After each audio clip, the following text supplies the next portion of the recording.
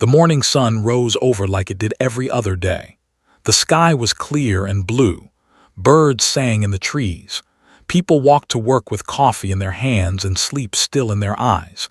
It was a Tuesday, and Tuesdays were always boring. Sat on his small balcony on the 7th floor of his apartment building. He was 53 years old, retired early from his job at the shipping company, and he had exactly 3 things he cared about in life: his morning newspaper, his black coffee, and his peace and quiet.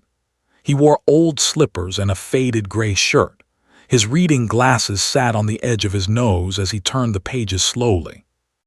The newspaper talked about the economy. It talked about a new restaurant opening downtown. It talked about the weather, which would be cloudy with a chance of rain tomorrow. Found this very interesting. He liked to know about the weather. He did not know that 12,000 alien warships had just appeared in the sky above Earth.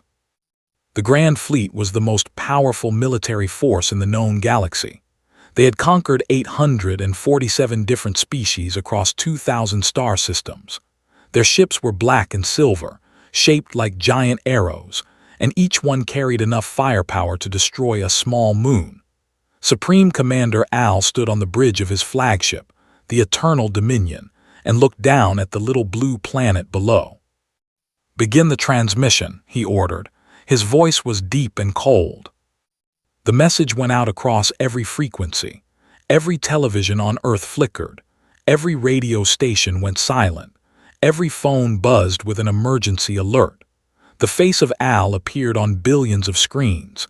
He was tall and gray-skinned, with 4 eyes that glowed yellow and a mouth full of sharp teeth.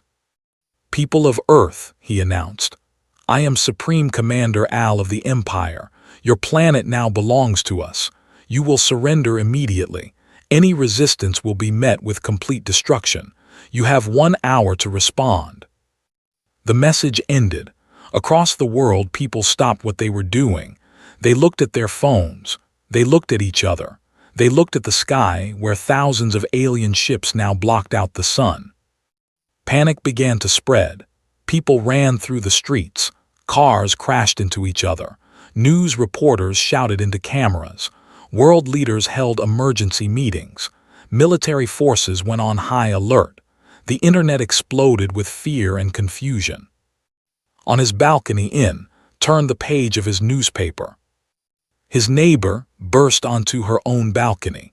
She was 28 years old, worked at a marketing company, and was currently still wearing her pajamas. Her hair was messy and her eyes were wide with terror.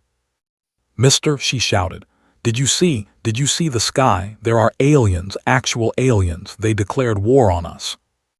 Looked up briefly. He glanced at the massive shadow covering the city. He saw the alien ships hanging in the air like dark clouds. He heard the emergency sirens wailing in the distance. Then he looked back down at his newspaper. He says here it might rain tomorrow. Stared at him, her mouth hung open. "Rain? There are aliens invading Earth and you're talking about rain." "I need to know if I should bring an umbrella," explained. He reached for his coffee cup and took a slow sip. It was still warm. Good. On the Eternal Dominion, Supreme Commander Al waited for Earth's response. He expected to see armies mobilizing. He expected to hear messages of surrender. He expected the humans to beg for mercy, like every other species had done before them. Instead, he received traffic reports. "Commander," one of his officers said nervously, "the humans they appear to be going to work." "What?" Al leaned forward in his command chair. "Our sensors show millions of humans leaving their homes and traveling to their places of employment. They are ignoring us, sir." Al could not believe what he was hearing. He had destroyed civilizations. He had burned worlds. He had made entire species bow before him in terror, and these humans were going to work.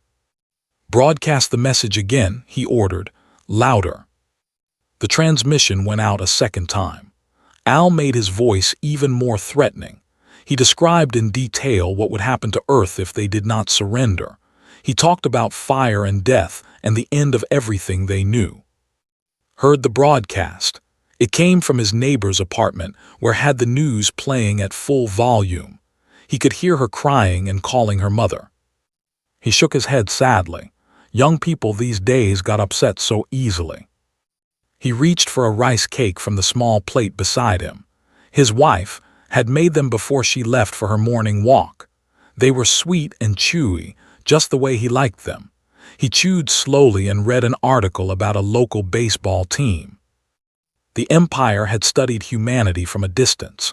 They had watched Earth for many years before deciding to invade. They knew humans were weak and fragile. They knew humans lived short lives and fought among themselves constantly. They knew human technology was primitive compared to their own.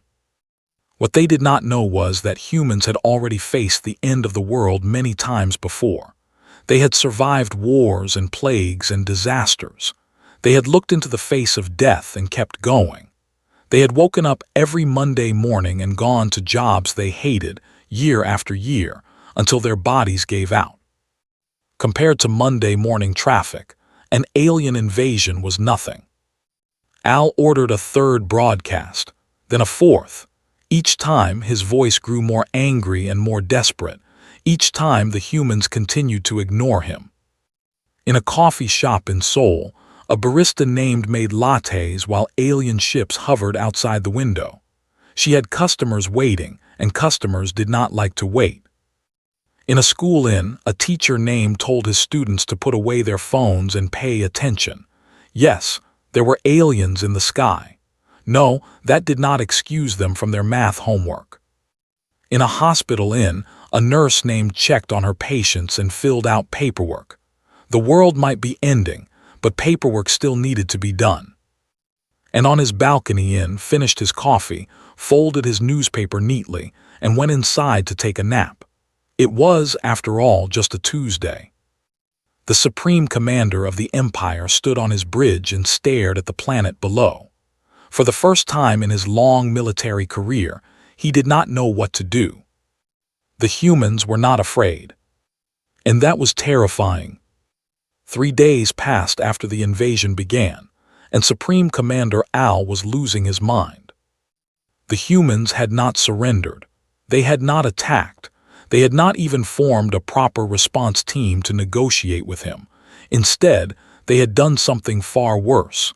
They had continued living their lives as if nothing had happened. Al watched the reports coming in from across the planet. Factories were still running. Shops were still open.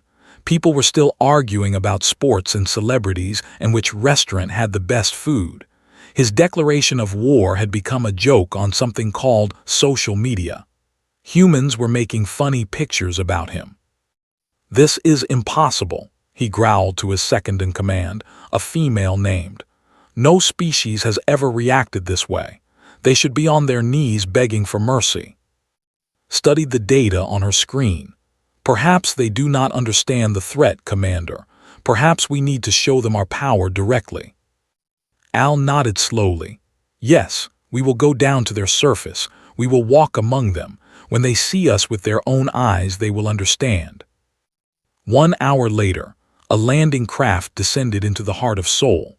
The ship was massive and black, and it landed in the middle of Plaza, crushing several flower beds and a hot dog cart. The doors opened with a hiss of steam, and Supreme Commander Al stepped out with 50 of his elite guards. The soldiers were enormous. They stood over 2 meters tall and wore armor made of dark metal. They carried plasma rifles that could cut through steel like butter. Their eyes glowed with deadly light, and their boots shook the ground with each step. Al expected screaming. He expected running.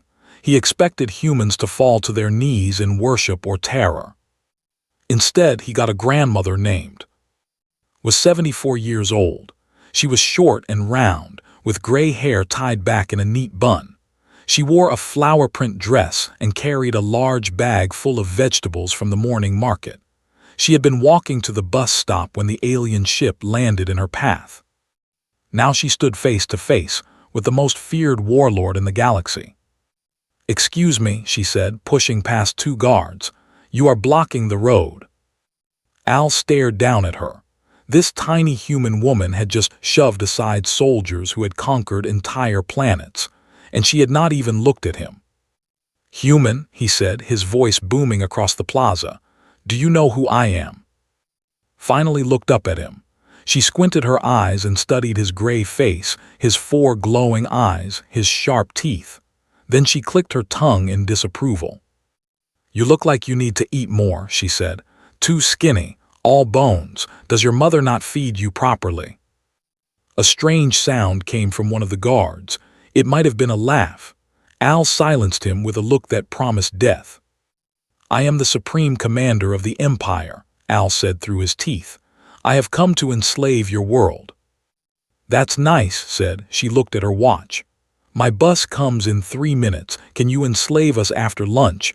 I have to cook for my grandson." She walked around him and continued toward the bus stop. The soldiers watched her go, too shocked to stop her.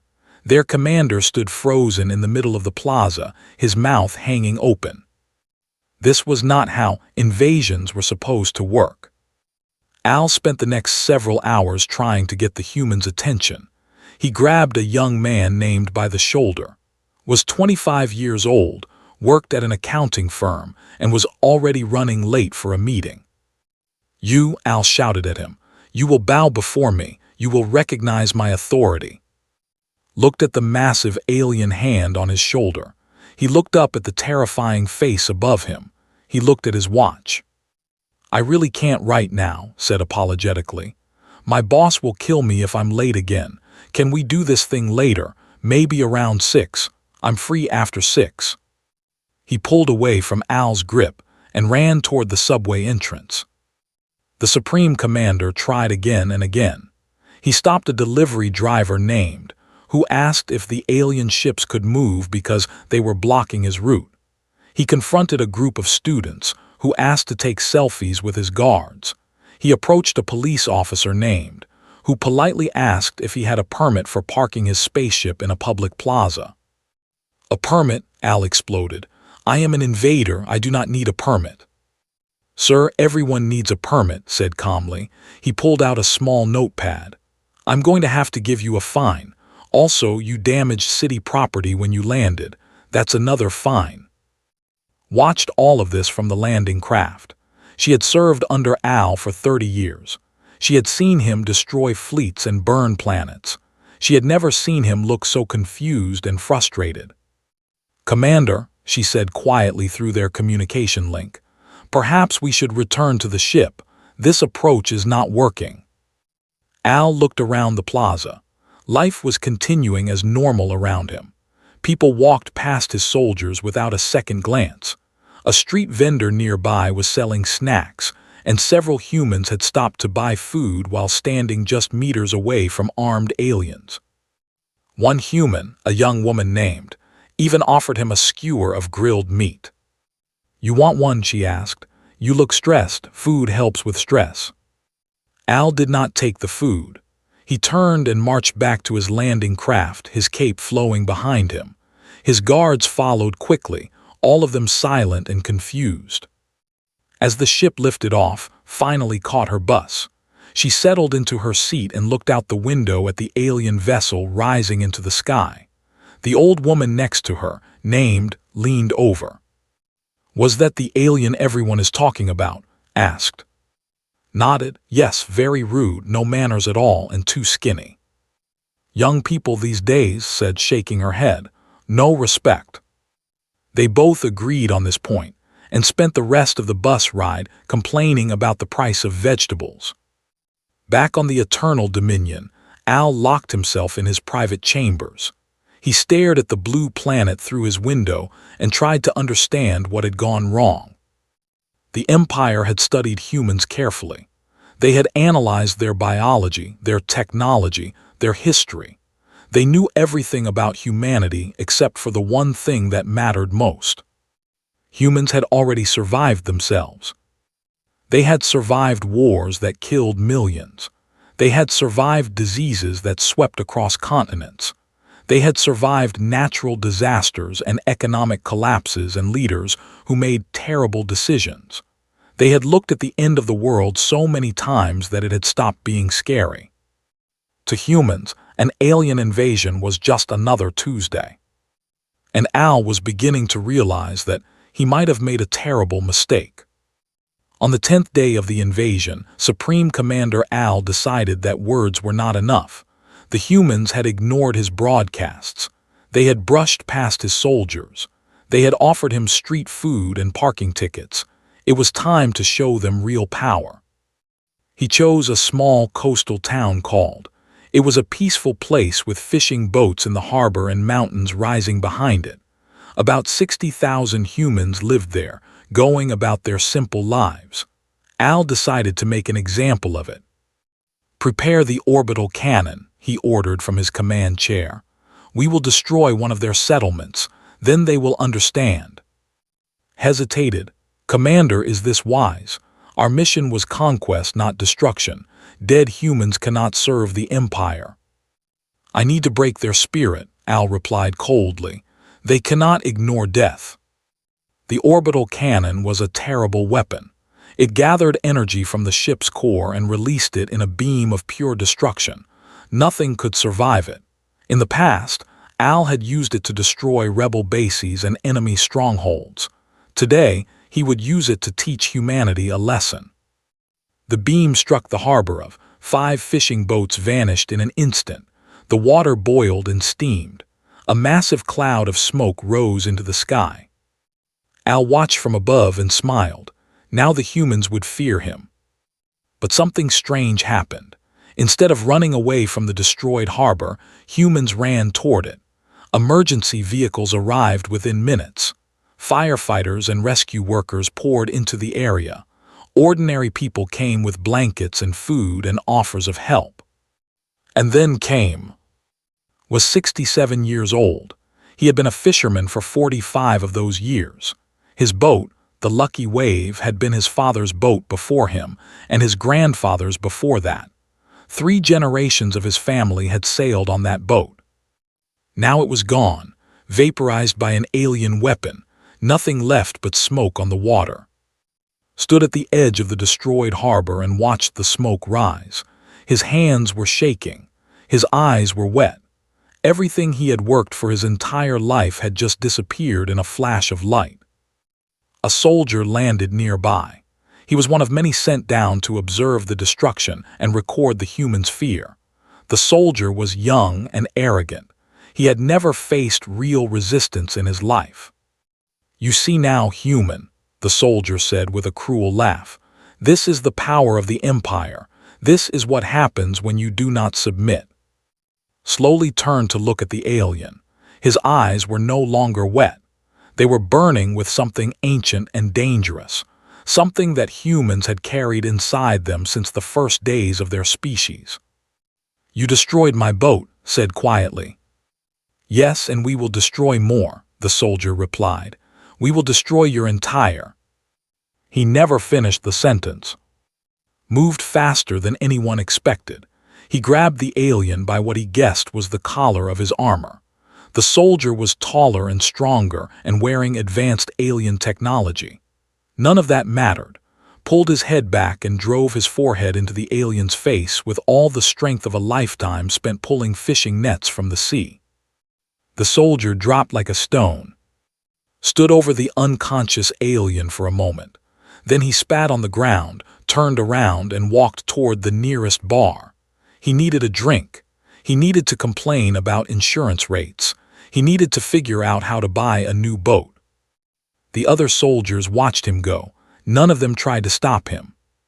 Across the planet, something similar was happening.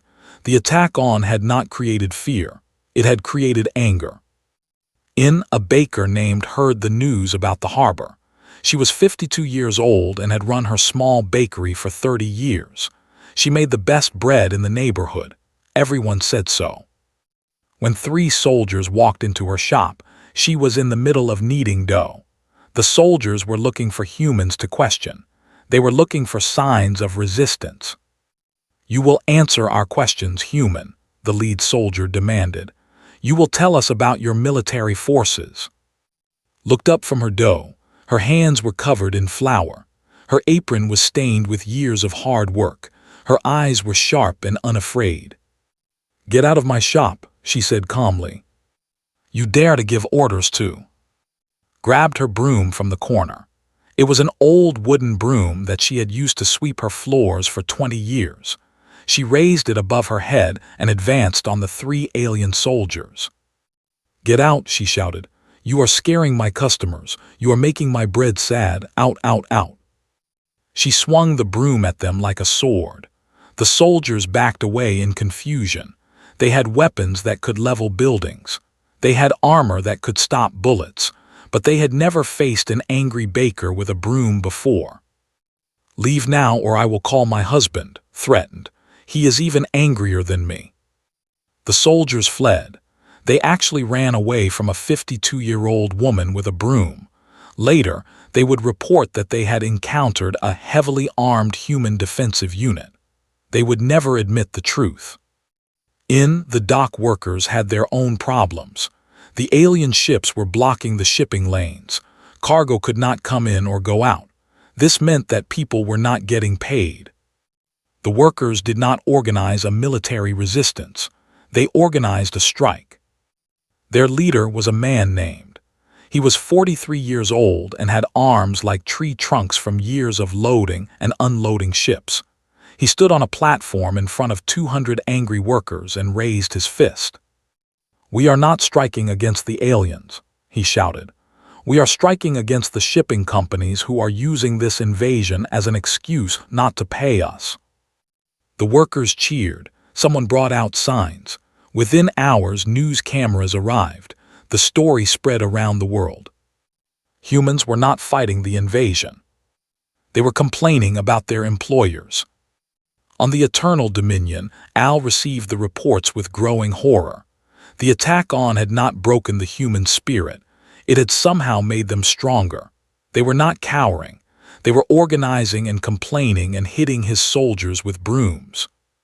"I do not understand," he said to. "We destroyed their property. We showed them death. Why are they not afraid?" Studied the data on her screen. She had been analyzing human history for days, trying to find the answer.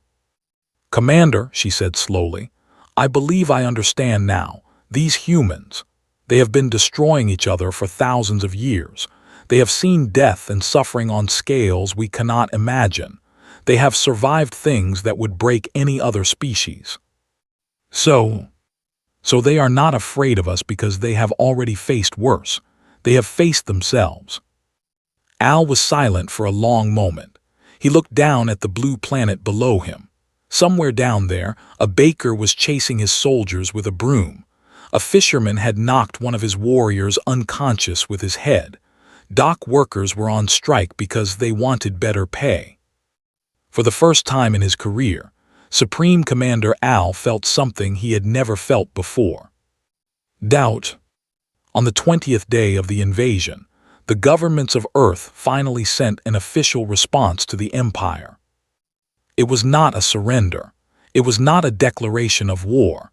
It was not even a request for negotiation. It was a bill. Was 36 years old and worked as a senior accountant at the United Nations headquarters. She had spent her entire career dealing with budgets and expenses and international financial disputes. When the world leaders asked someone to calculate the damages caused by the alien invasion, everyone agreed that was the right person for the job. She spent 2 weeks gathering data. She contacted governments and businesses and insurance companies around the world. She counted every destroyed building, every disrupted shipment, every hour of lost work. She calculated the emotional distress caused to millions of people. She even included the cost of the flower beds and hot dog cart that were crushed when the alien ship landed in Seoul. The final document was 8,473 pages long. The total amount owed was 847 trillion credits. Did not know what a credit was worth in alien money. She did not care. The number was the important part, 847 trillion, the same number as the species the Empire had conquered. She thought this was a nice touch. The bill was transmitted to the Eternal Dominion on a Tuesday afternoon. Supreme Commander Al received it on the bridge of his flagship, surrounded by his officers and advisors. "What is this?" he demanded, staring at the document on his screen. "It appears to be an invoice, Commander," replied. "The humans are charging us for damages." "Charging us?" Al's 4 eyes went wide. "We are the invaders, we are the conquerors. You cannot charge conquerors." "Apparently you can," said. She scrolled through the document. "It is very detailed. They have included receipts." Al ordered a communication channel open to Earth.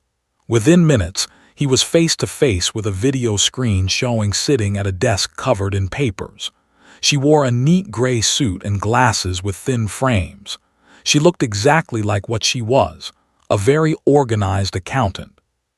"This is an outrage," Al shouted at her. "You cannot send a bill to the Empire."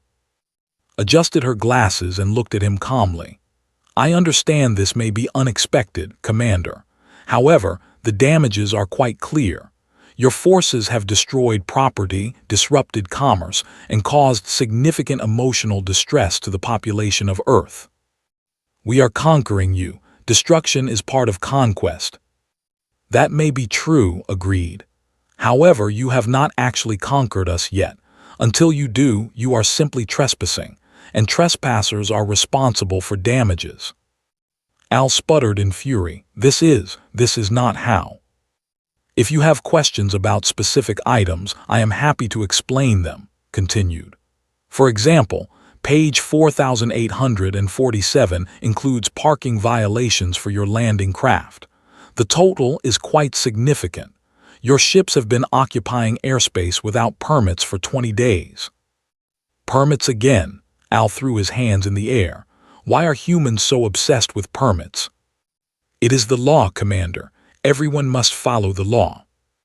The communication ended with Al still shouting. Calmly filed the transmission record and went to get a cup of coffee. Her work was done.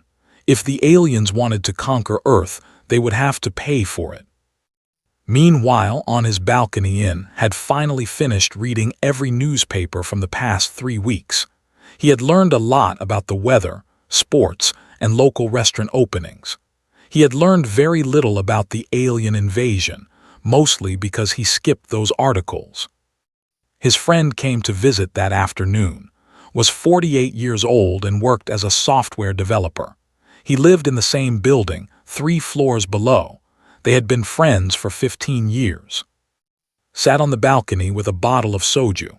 He poured 2 glasses and handed one to. "You know there are still aliens in the sky, right?" asked, pointing upward. Looked up briefly. The massive shapes of the fleet were still visible, floating among the clouds. He had gotten used to them by now. They were just part of the scenery, like buildings or birds. He said, "They're still there." "Doesn't it bother you?" Thought about this for a moment. He sipped his soju and looked out at the city below. People were walking on the streets. Shops were open. Life was continuing as normal. "My father lived through the war," he said finally. "My grandfather lived through the occupation before that. My grandmother used to tell me stories about hiding in caves and eating grass to survive. This," he pointed at the alien ships, "this is not so bad." Nodded slowly. He understood. Every Korean person understood. Their history was filled with suffering and survival. They had been invaded and occupied and bombed and split in 2, and they had survived it all. What was one more invasion? That night something began to change on the ships. The soldiers had been living among humans for weeks now. They had walked through human cities. They had eaten human food. They had talked to human people. And slowly, without anyone noticing, they had started to like it. A young named was among the first to defect. He had been stationed in a small town called, watching for signs of resistance. Instead, he had found a grandmother named. Was 71 years old. She lived alone in a small house with a garden full of vegetables. When she saw the alien soldier standing on her street, she did not run away. She walked up to him and frowned. "You look hungry," she said. Come inside, I will make you food. I am a soldier of the Empire, said stiffly. I do not need human food. Nonsense, everyone needs food, come. She grabbed his hand and pulled him toward her house, was so surprised that he let her. Before he knew what was happening, he was sitting at a small wooden table while an elderly human woman piled food in front of him. There was rice and soup and vegetables and meat. There was kimchi that made his eyes water. There was a sweet rice cake for dessert. Sat across from him and watched him eat, nodding with approval. You see, she said, I told you that you were hungry. Had never tasted anything like it. Food was functional and efficient. It provided nutrition and nothing more. This human food was different. It was warm and flavorful and made him feel something he could not name. When he was finished, packed containers of food for him to take back to his ship. For your friends, she said, they must be hungry too. Returned to his squad that night with containers of kimchi and rice cakes. His fellow soldiers tasted the food and something changed in their eyes. They had come to Earth as conquerors. Now they were being fed by grandmothers. More soldiers began to defect. Some were captured by kindness others were convinced by the simple humanity they saw around them. A captain named abandoned his ship after watching human children play in a park. A pilot named requested asylum after a human bartender listened to her talk about her problems for 3 hours. The Empire was not losing a war. It was losing its soldiers to home cooking and basic kindness. On the Eternal Dominion, Al received reports of the defections with growing horror. His army was melting away, not through battle, but through dinner invitations. This cannot be happening, he whispered. We are the greatest military force in the galaxy. We were, said quietly, but we have never faced an enemy like this before. Somewhere on Earth, Grandmother was packing more containers of food. She had heard that there were more hungry aliens who needed feeding. She was a grandmother. Feeding people was what she did. And that, more than any weapon, was how humanity was winning the war. On the 30th day of the invasion, Supreme Commander Al stood alone in his private chambers and stared at the blue planet below. He had not slept in 3 days. He had not eaten in 2. His eyes were tired and his spirit was broken. The invasion had failed. Not because of human weapons. The humans had barely used their weapons at all. Not because of human soldiers. The human military had mostly stood around and watched. Not because of human technology. Their technology was primitive compared to the Empire. The invasion had failed because of something far worse. The humans simply did not care. Al reviewed the reports one final time. Over 2,000 of his soldiers had defected. They had been absorbed into human society, invited into human homes, and fed by human grandmothers. Many of them were now working human jobs. One former warrior was now a line cook at a restaurant inn. He said he had never been happier. The remaining soldiers were demoralized. They had been trained to fight enemies who feared them. Instead, they faced enemies who offered them snacks and asked about their families. The psychological warfare was devastating. And then there was the bill. The humans had sent 3 more bills since the first one. Each was longer and more detailed than the last. The latest version included interest charges and late fees. The total now exceeded 1 trillion credits in penalties alone. Entered the chamber and stood quietly beside her commander. It is time, she said softly. The fleet is waiting for orders. Al was silent for a long moment. He thought about his career. He thought about his reputation. He thought about the 847 species that had knelt before him in terror and submission. None of them had been like humans. Order the retreat, he said finally. His voice was hollow and empty. We are leaving. The Grand Fleet began its withdrawal 1 hour later. 12,000 ships rose from Earth's orbit and turned toward the stars. They moved in perfect formation, their engines glowing blue against the darkness of space. On the surface below, humans watched them go. Some cheered, some waved goodbye, most shrugged and went back to their normal lives. Traffic returned to normal within minutes. Before he left, Al transmitted one final message to the High Council. It was the most difficult report he had ever written. "The invasion of Earth has failed," he began. "I take full responsibility for this defeat. However, I must warn the Council about the nature of the species we encountered." He paused, searching for the right words. "Humanity cannot be conquered, not because they are strong, though they are stronger than they appear, not because they are advanced, though they have a cleverness that is difficult to predict, not because they are unified, though they can work together when they choose to. Humanity cannot be conquered because they are impossible. They fear nothing. They respect nothing. They have faced the end of their world so many times that it has become boring to them. When we declared war, they went to work. When we destroyed their property, they sent us a bill. When we tried to intimidate them, they offered us food. One of their grandmothers scolded me for being too skinny and told me my mother should feed me better.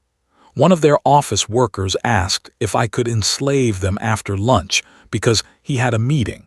One of their fishermen knocked out my elite soldier with his head. And worst of all, they invited me to a birthday party for a child named who was turning 6 years old. They wanted me to come and eat cake." Al's voice cracked slightly.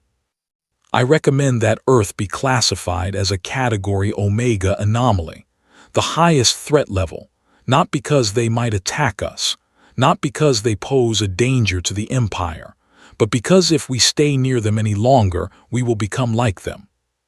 We will forget why we conquer. We will start eating kimchi and going to birthday parties. We will become happy."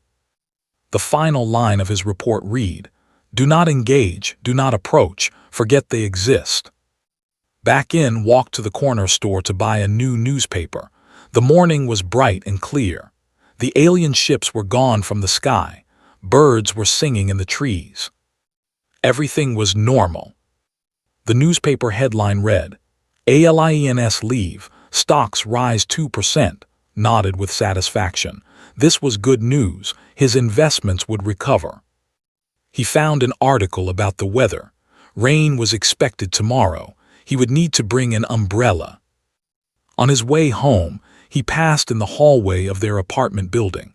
She was dressed for work, carrying a bag and looking much less stressed than she had a month ago. "Mister," she said brightly, "can you believe it? We survived an alien invasion. We actually beat them." Looked at her blankly for a moment. "Did we? I wasn't paying attention." He continued to his apartment, sat on his balcony, and opened his newspaper. His coffee was hot and his chair was comfortable. Life was good. Somewhere far away, in the cold reaches of space, the Empire was updating its official records. Earth had been added to a very short list. Only 3 planets had ever been placed on this list in the Empire's 10,000-year history. The list was called Species Too Annoying to Conquer. Humanity was now at the top. It was the highest honor Earth had ever received, though humans would never know about it. They were too busy living their lives, going to work, cooking food, and complaining about traffic. The universe watched and wondered about the strange species on the little blue planet. They were weak and fragile and lived such short lives, but there was something about them that made even the mightiest empires pause. They were survivors, not because they were tough or strong or skilled, but because they simply refused to stop. No matter what the universe threw at them, they kept going. They got up every morning and faced the day, even when the day included alien invasions. Turned the page of his newspaper and found an article about a local baseball team. They had won their game last night. This was interesting news. He would have to tell about it later. Above him, the sky was blue and empty. The aliens were gone. The invasion was over. And somewhere in the building, he could smell grandmother cooking dinner. She had returned with several new recipes and a strange friend, named who was very polite and surprisingly good at chopping vegetables. Life continued on the little blue planet, just as it always had, just as it always would. Because humanity did not know how to give up. And that, in the end, was their greatest weapon of all. The end.